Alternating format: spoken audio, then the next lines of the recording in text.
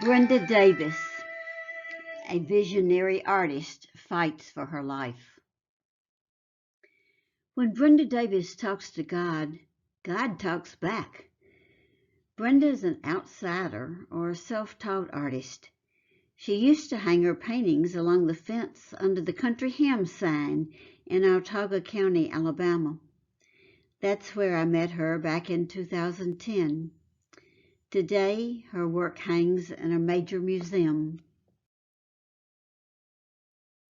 And today, Brenda fights for her life against cancer. She's undergoing chemo and radiation when her body can withstand their effects. This isn't the first time Brenda has faced death. She knows the inside of an operating room too well. What makes her tremble now goes back to 2002. Masked men broke into her home. One pressed a pistol against her head while another shot her husband and her 16-year-old son. Brenda's never stopped smelling that blood or hearing the shots, especially when it rains.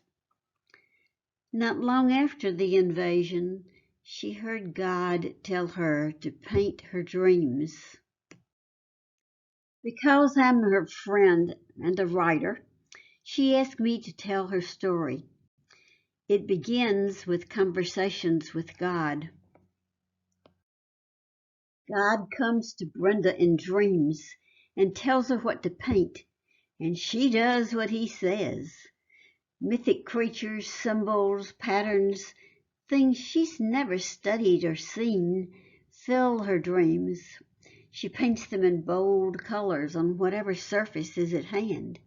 When she doesn't have canvas or paper, she paints the aqua walls of her home.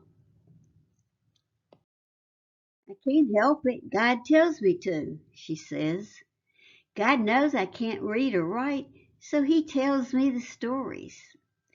She remembers every story, every symbol, and when the dream came to her, which isn't always when she's asleep. The dreams be in Africa or under the ocean.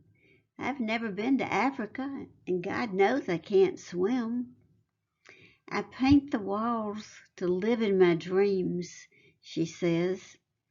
I'm not of this world. I just live here. Where Brenda lives is a boarded-over double-wide on a rutted red clay trail 17 miles from the nearest town, or grocery store, drugstore, or hospital. It's also the scene of the break-in, which remains an unsolved crime. Brenda was born near Tuskegee in 1962, the third of 9 children. My mama told me she was hurrying into the house when I popped out and hit my head on the steps, and something's been wrong with me ever since. They thought I was dead. She grew up listening to her grandfather preach at the Lily Hill Baptist Church. I always felt God, she said. Even before I knew how to praise, I knew he was real. Visions came to her as a child, but her mother warned her not to tell anybody. Often she sat under a tree in a pasture and talked to stray dogs. The dogs, they could understand they were God's gift.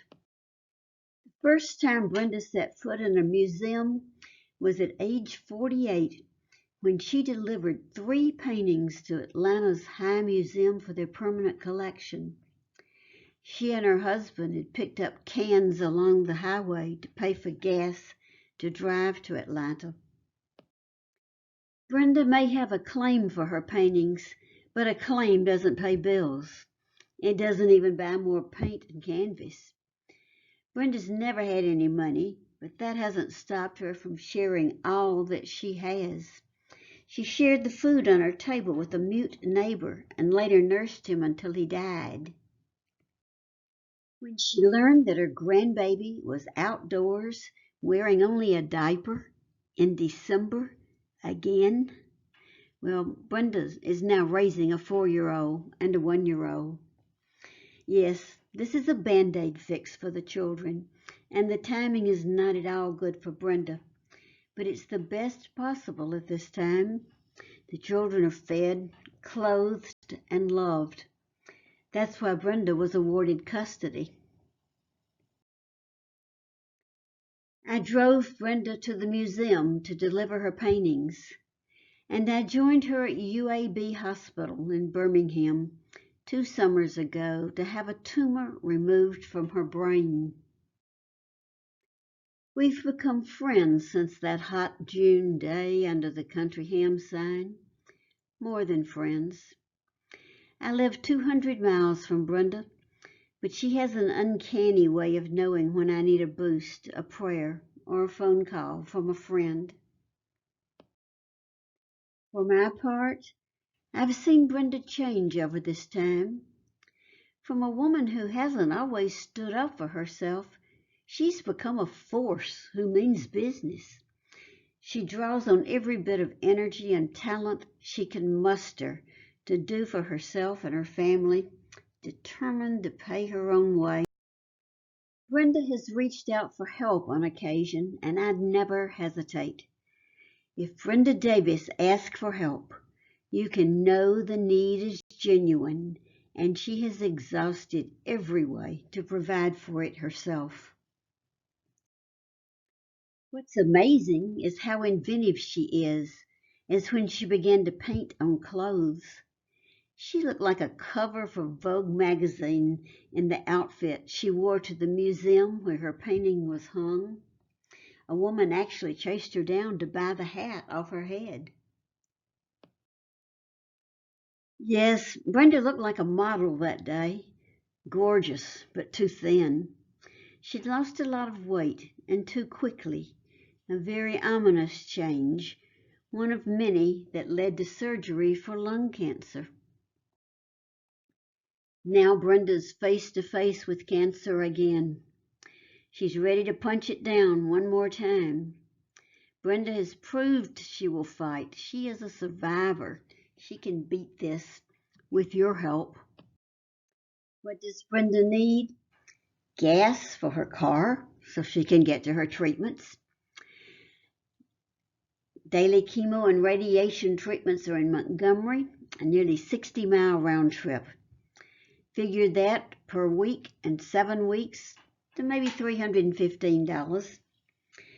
The doctors in Montgomery coordinate with her doctors at the Kirkland Clinic in Birmingham, but she occasionally must drive 160 miles round trip to Birmingham.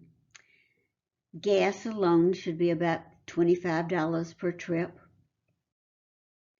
She has a 20-year-old car that runs well, but will need incidental maintenance. Medicine. Brenda was recently hospitalized with flu. Her blood pressure can soar to danger zones. She's frail, and her immune system is weakened. One night, her stomach was on fire, and she had a prescription, but not the $400 to pay for it. She did without.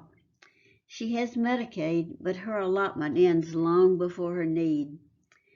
Both the children also had the flu. One was covered by insurance, the other one was not, and his meds total $700. Both children have other health issues, and both now have insurance. Other expenses related to health? Food.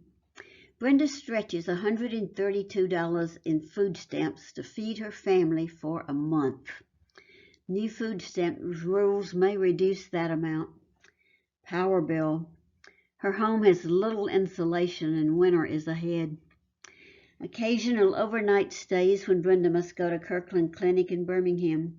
Motel, basic meals for her and the driver. No visits to Birmingham on the calendar at present, though. Child care assistance. Brenda has daily chemo and radiation for 7 weeks. Weekends are for resting and recovering. She's got to have help with the babies. How can you help? Donate through GoFundMe. Every donation helps. Please give what you can, if you can. Post this message on Facebook, Instagram, Twitter. Share it every way that you can so that it reaches all the people who know and love Brenda and her work, and then help it go to all the caring people who will come to Brenda's aid once they know her story. Keep up your prayers. Thank you for your time and generosity. This ends Brenda's story. Read further if you want to know how Brenda's work is regarded, who her friends are, and see more of her paintings. Thank you again, and God bless you.